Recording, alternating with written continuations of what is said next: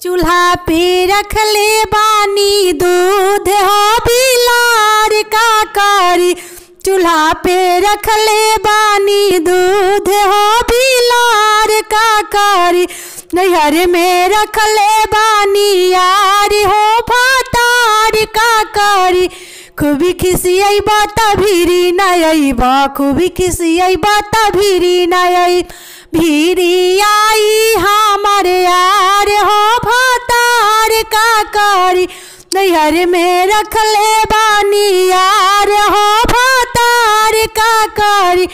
खूबी खिसियई बात शॉपिंग न करईबा खूबी खिसियई बात शॉपिंग न करईब। शॉपिंग कराई हमारे यार हो भातार का कारी। शॉपिंग कराई हमारे यार हो भातार का कारी। खूबी खिसियई बात फिल्म न देखईबा खूबी खिसियई बात फिल्म न देखईब। फिल्म देखाई हमारे यार हो भातार का कारी।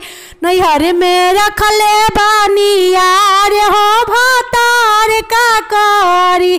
खूबी खिसियई बात खाना न खईबा खूबी खिसियई बात खाना न खईब।